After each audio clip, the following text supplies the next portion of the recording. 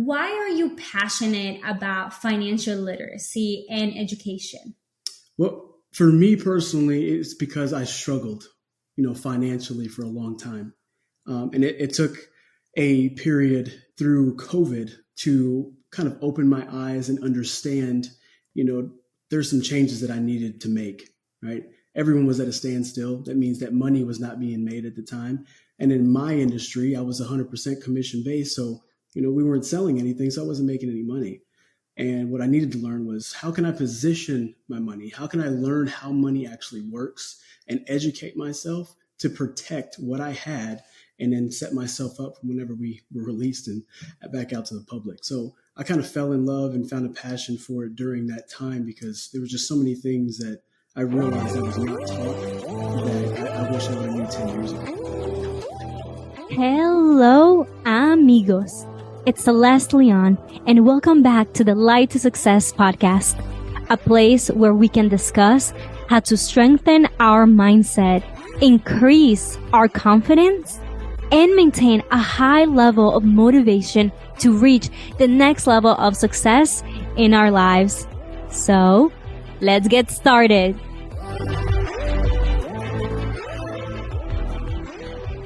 Welcome back, my friends, to the Light to Success podcast.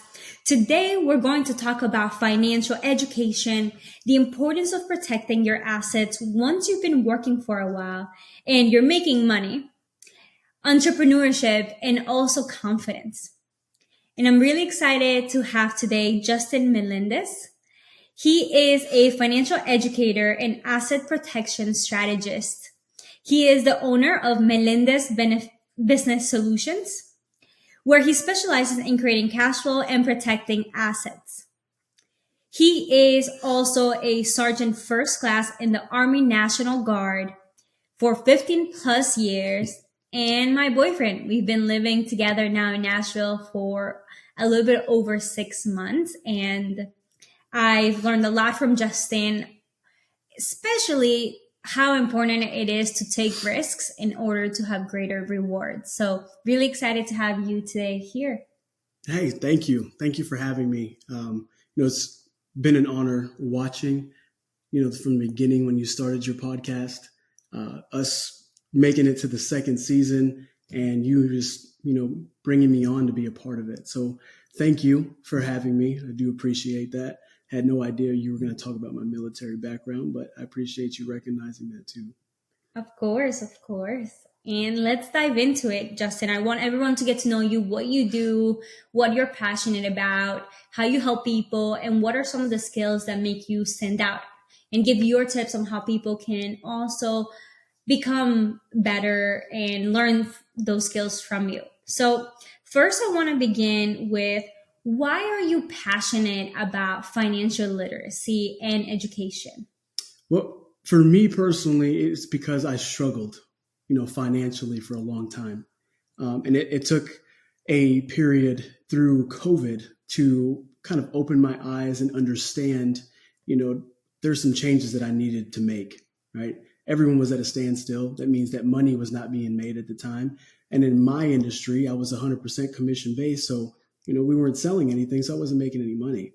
And what I needed to learn was, how can I position my money? How can I learn how money actually works and educate myself to protect what I had and then set myself up for whenever we were released and back out to the public. So I kind of fell in love and found a passion for it during that time because there were just so many things that I realized I was not taught that I wish I would have knew 10 years ago. Love that. And I think many of us can relate with that story of being in that journey of self-development and wanting to be better and realizing there's so many things we weren't necessarily taught in childhood or when we were in high school, even sometimes in college, right? So you took on that journey of learning it yourself. And how did it go from maybe being a hobby and a personal thing to becoming a full-time job for you? So I had a friend of mine that did a lot of day trading.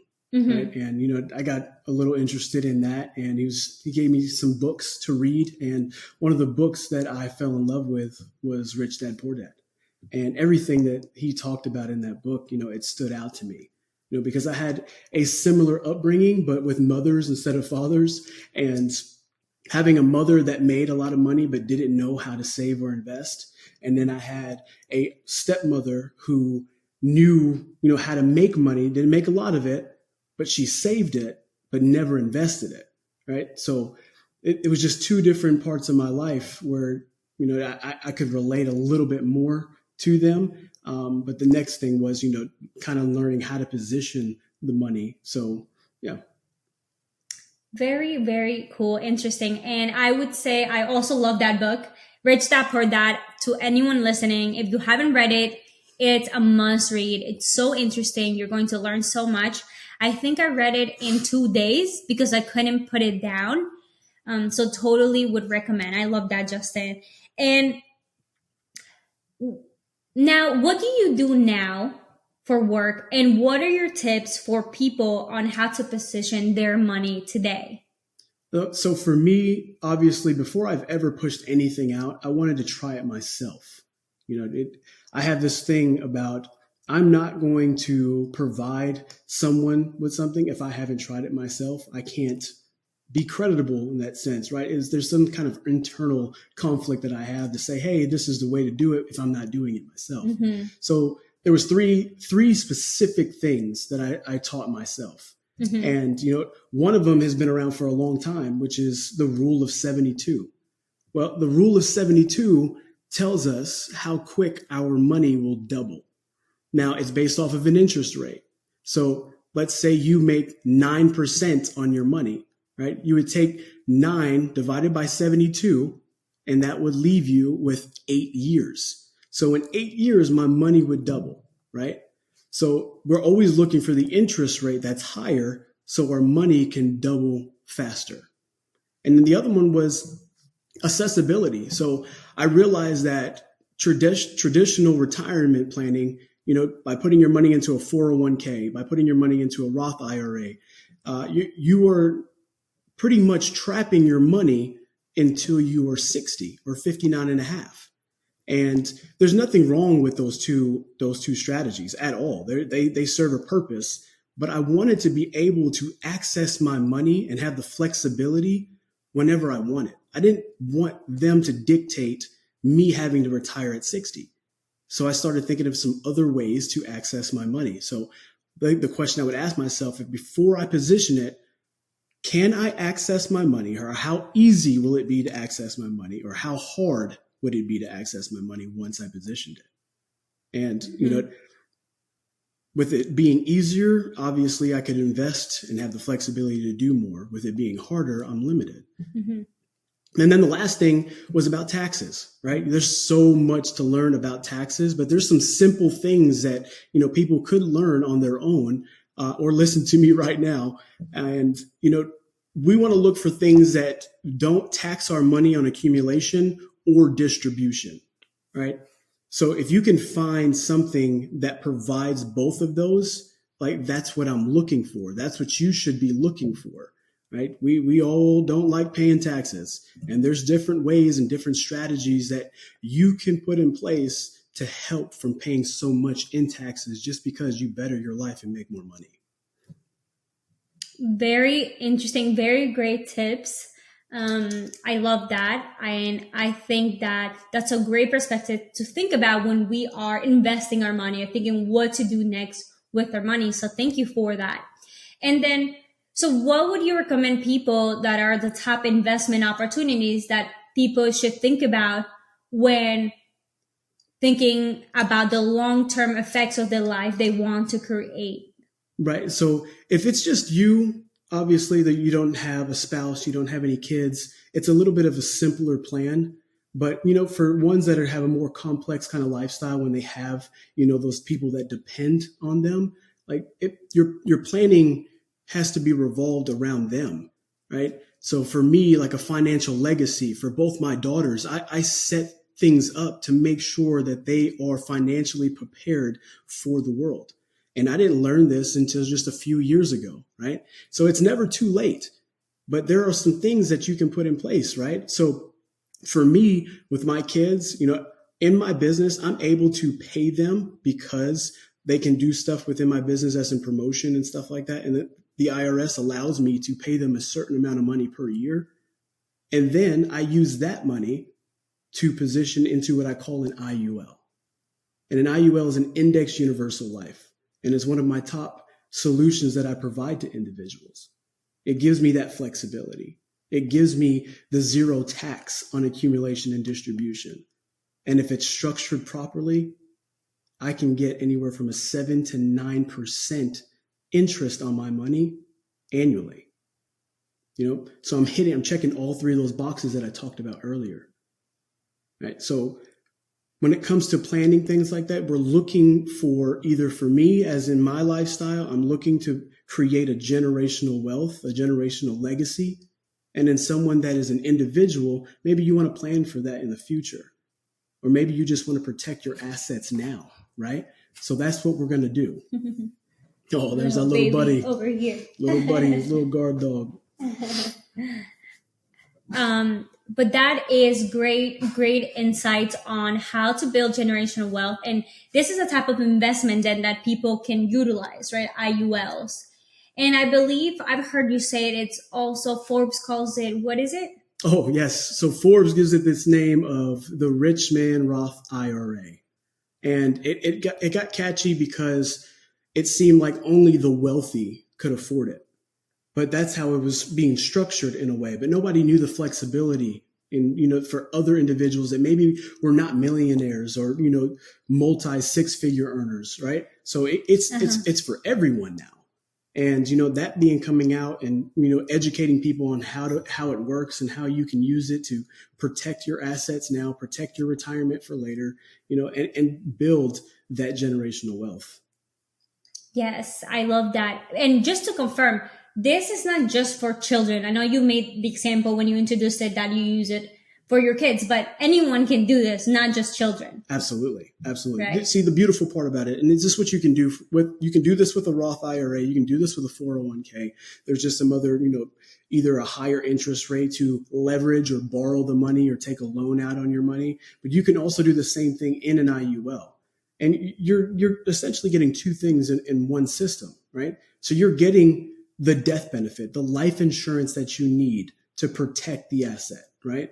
But then you're also accumulating a cash value because you have the flexibility of putting more money into the plan on top of what they call the cost of insurance, right? So now the money that's extra besides the cost of insurance is being invested for you based off of the performance of the big three, the index, the NAS, the Dow, and the S&P 500.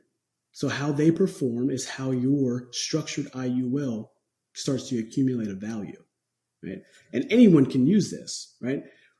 Obviously there's underwriting questions. That's why my target is a healthier generation, right? If you're anywhere from that age 25 to 35, like those are the individuals I'm talking to a lot because I get it. We're young and we don't think life insurance is a necessity at this moment. But what you don't realize is that you are at your healthiest moment of your life. And because you're younger and you're healthier, your premiums are lower. The premiums, which is the cost of insurance, means now it's not costing you as much. So you can invest more to be exposed to the market and get full value out of it. So I understand I talked about it for kids because it is a good strategy to use for tax purposes and to build generational wealth at the same time. But anyone can use this. And, I just educate individuals on how the system works, what it looks like. I build illustrations, and I always tell everyone, please do your own due diligence, right? Don't just take my word for it, right? There's so much information out there. And if you don't know something, go research it and find it. Then we come back. And if you want to do work with me, then we can go forward. Absolutely. Thank you for sharing that and clarifying that. And I've heard of also that this is great for people who are looking to make long-term investments. Is that right? Yes. Because so my understanding is that this is a mix of an insurance product, life insurance, with also an investment opportunity, but it's different from a regular 401k or IRA or Roth because that money you can't touch until you're ready to retire. Well, this investment you can take out at any time. How does that work? Right. So what we do is we leverage the money, right? So I am talking about a FIN, a financial independence number. Everyone has one. You may not know what it is right now, but you have one. And it could be something that you should think about right now. And what that's saying is, what is the number that I would like to receive for the rest of my life when I decide to retire, right? So there's going to be a monthly income that I'm looking for. And if I can utilize my IUL to generate that income for me, I'm going to help myself, or I'm going to help the individual structure it that way. But it's based off of, what is your FIN? What is your financial independence number? And then we talk about economic value to see how big we need to build this. So is this only used for retirement then? Not. No, there's different strategies you can use it for, right? We don't like to say, oh, this is a retirement strategy or retirement plan, right? Because there always has to be a need for the life insurance, for the death benefit, right? What is the need for that first, right? Now, the amount, I can go into detail with this, but we'd be here all day. The amount dictates on how much you're allowed to put into the plan. So the bigger the face amount, obviously the more money you can contribute to it. But that's also increasing your cost of insurance, which we do not want. So there's ways to keep the cost of insurance down where your money is being fully invested. So you're, like you mentioned, that you're getting 2 for 1 in this system. You're getting the life insurance and you're getting an investment opportunity that you can use for retirement. You can use to protect your retirement and your assets. Or I even have investors, right? They use this kind of strategy to house their money. So if they have a property, right, they just flipped it, they made $50,000 off of it. Well, they're going to take, say, 50% of that 50, right? They're going to put 25,000 into the IUL. And then they're going to wait for the next investment property, the investment opportunity. And when that comes, they're going to leverage that 25,000 that's in their IUL into this new opportunity. But the beautiful part is they never take the money out. They're just leveraging it. So the money, the 25,000 is still earning that 7 to 9%, right? But then also being invested over here to be flipped. And then you pay yourself back. And then I always get the question, well, what's the interest rate? Well, interest rate is 2.75, but you're paying that money back to yourself, the interest to yourself. So you're building your plan, right? So that is another way that I have individuals and my clients that they utilize an IUL. Very, very interesting, Justyn. Thank you for covering that. And for those who don't know what the word leverage means, it means that you're borrowing against yourself. Is that correct? Correct. It's almost like, let's say, to give you an example, if you own a home and your home has equity, right? So you can take the equity in your home to either do a repair, an improvement, or you can take the equity to leverage on another property. Right? Because there's a value that's built that's higher than what the house is worth. So you have more money into it, right? So the IUL works in that same manner. If you have the extra equity in the IUL that you can leverage, then it is there for you to do whatever you want. Right. That's very, very interesting. And that's why so many high net worth individuals use this as one of their strategies to make additional investments. Correct. Very, very interesting. Cool. Thank you for sharing that. If any of you have any more questions on this, I know you would be happy to connect with them. Yeah, absolutely. And Justyn is very enlightening, and he can also help you all with understanding more on what your financial picture looks like, how to strategize different things, how to help you fix your income to debt ratio and things like that, right? Because also we don't want to invest money that we don't have, and we want to take care of those. There's a baseline that you want to set your financial foundation. And then the excess is what you're going to use to build that long-term wealth, that generational wealth. And having a strategy around it is wonderful. So thank you, Justyn, for walking us through that. Before we continue, there's one other thing I wanted to mention too. And this is something that a lot of us don't think about, right? I understand that we all want this safety net of knowing that there is a certain amount of money sitting in our bank account, right? When we pull up our app and we look at our bank accounts and we see the chunk that's in there and we're like, okay, I'm okay, right? But I want you to think about something. If you don't know what the rate of inflation is per year, I advise you to go look it up. I'm going to tell you anyway, which is 3.8%, but look it up just to make sure I'm not lying. The rate of inflation is 3.8% and been that way for the last 60 years. But your money in your bank account is making less than a percentage.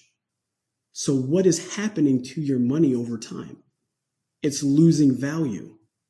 So I understand that we want that safety net to be able to see that it's in our account, but there are other ways you can still have access to your money, just like in a bank account, in an IUL.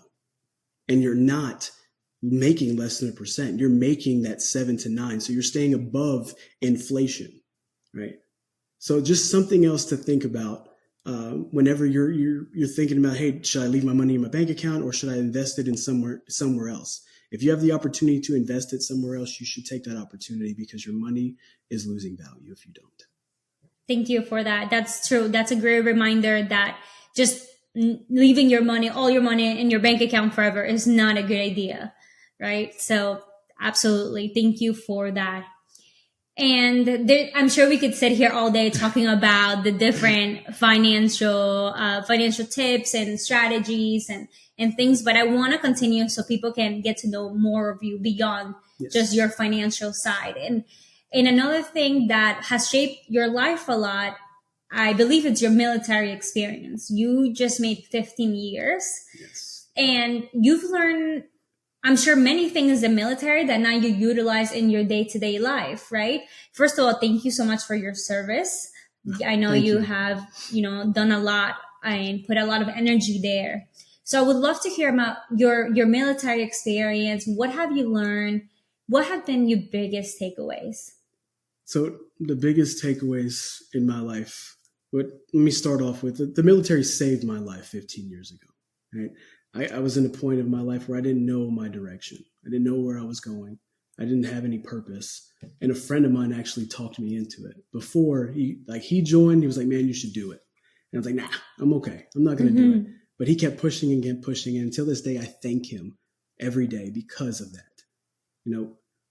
I found a sense of purpose. I found the structure and the discipline that I was needing, during that point in my life. And because I went to that and I experienced boot camp and I experienced my job training and I was able to go overseas to Iraq from 2009 to 2012, those experiences shaped my future. And for me being an entrepreneur, it played such a big part because self-discipline is a must whenever you are in charge of making your own income, right? Me being able to structure my life and be disciplined enough to keep pushing. And for the most part, as an entrepreneur, we all know that we work for free sometimes, or at least it feels that way. But it's our ability to keep pushing and keep going, and then we find the award later, right? That reward is always there later as long as we stay consistent and we put the effort in. And the military taught that to me. It taught me to never quit. It taught me to keep going and to stay disciplined. And that's where a lot of my confidence come from. Being able to, at a very low rank, I would say, right, having individuals follow me into battle was an eye-opener for me. I felt like I was able to influence individuals, and then coming to my civilian side after war, I had to find a way to, how can I use that, to influence others around me here? And before I got into the financial field, before I got into insurance, health insurance and life insurance, I just loved speaking. I loved educating. And that I wasn't looking for an income on that. I just found fulfillment. It was a passion of mine. It's still a passion of mine, and I just owe it to the military that taught me so many different things to keep pushing and keep me focused. And so, yeah, it played a huge part in my life. I love that. Thank you for sharing that. I'm sure, I hear stories all the time, so I'm sure it has taught you and living with you. I can see the effects that it has on you. So thank you for sharing that. And how would you say you are definitely a very confident person from when I see you walking into rooms, the comments other men make about you? Um, so did it, all that confidence just stem from the military? What else? So if for those listening, if they want to become more confident men, women, or they want more confidence in starting a business, being entrepreneurs, going after their dreams, do you have any tips for them? Yes, I actually do. Because this was an issue that I had myself, trying to find out what I wanted to do whenever I got back with the military. And, what I tell everyone now is that you need to find something that you love, something that you believe in, right? If you think about all the sales positions that are out there, it's 100% commission based. It's a hustle. It's a grind. And everyone that's going at it, I can guarantee that at least 75%, if not more, of those individuals do not have or do not use the same thing that they are selling. And so they don't ever make it. That's why there's such a high turnover in that industry or in that field. So for me, I found something that I was passionate about, something that I believed in, something that I do personally myself. And that has built my confidence, right? And then learning the material, right? It's about competency, right? So you got to know what you're talking about. You have to believe what you're talking about, and the confidence will be there. And now the military, it did help, right? It did help amplify my confidence. My confidence started in high school. I didn't have a lot of confidence from my 8th grade year. I had a pretty big culture shock from moving from a big city to a very small town, right? And I was different. But just because I was different, I didn't let the people around me change me. I still stayed me, but I struggled, right? I didn't make many friends at the beginning. And because I stayed consistent with myself, people realized that I wasn't going to change for them. And then they wanted to start to get to know me. And then when they figured out who I really was, then we become friends. And I always tell myself now like that, like, don't let the outside pressures force me into something that I don't want to do. I stayed true to myself, and I just kept going with that. And, being on the basketball team and being the captain of my basketball team, like, that helped me build my confidence there, because they needed me. They depended on me to get them going, get them motivated before the game, to take control, right? Whenever they needed it the most. If we're down 4, like, what's the game plan? How do we win this game in the next minute? And it was up to me to come up with those decisions. I wasn't the one in the front formation, like, just not educating them, but guiding them into what we could do to win this game. And because we were able to have a winning, streak under my command, in a sense, like, I earned respect that way, and I built my confidence that way. So I would say my confidence originated in high school, but it was definitely amplified in my military career.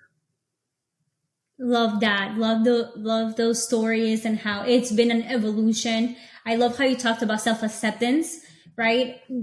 We're all going, as we continue to grow in our lives, we're going to be in different environments, and it's really easy to just want to adapt and change who you are to please people. Right. But confidence does come of, how can I stay my true self no matter where I'm at? Even if right. I'm not fully accepted initially, because I may be a little bit different. So I love that.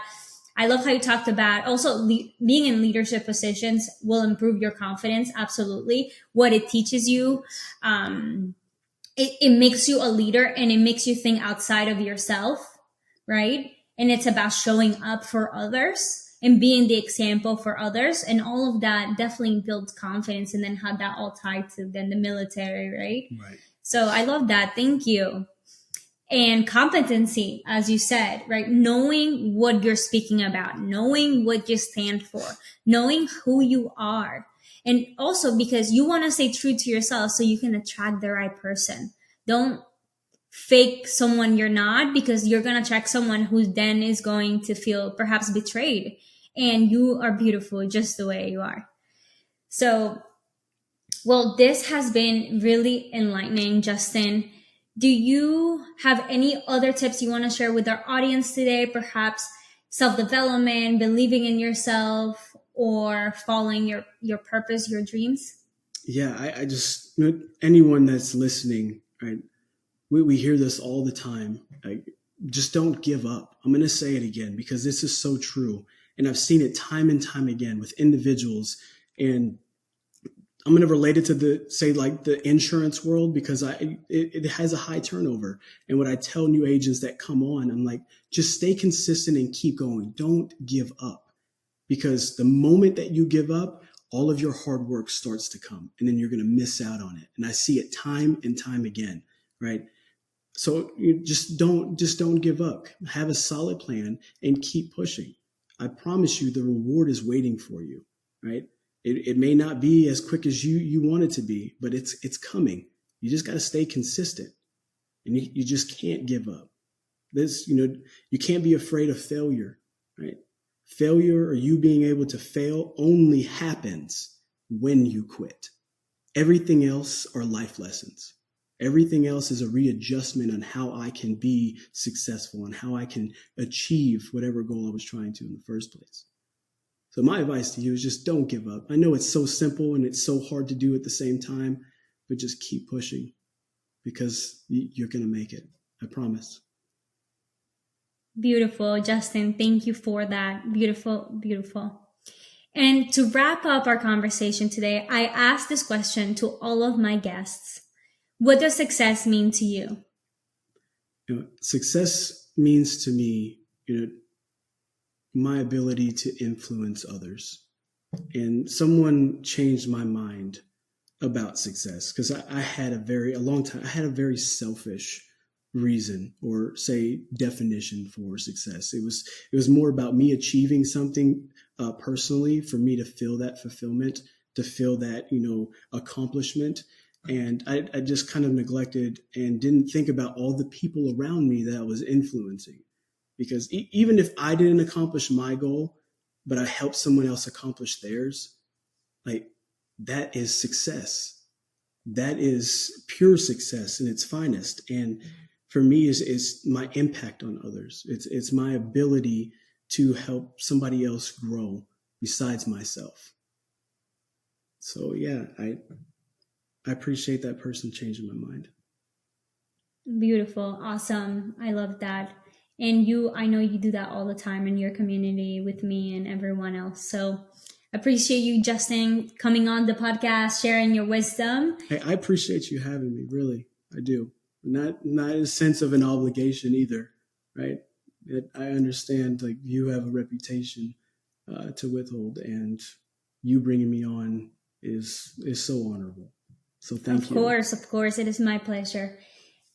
I hope you all enjoyed this beautiful conversation. You got some nuggets to take away. You feel motivated to keep going. And until next time, my friends. You have just finished listening to this episode, and I hope you're feeling inspired, enlightened, and ready to take the next step to accomplish your goals. Make sure to check out the show notes for any information shared. And if this message impacted you, please share this wisdom with at least one person you care about, and let's grow this movement across the globe. Always remember that the light to success is you, my friend. Until next time.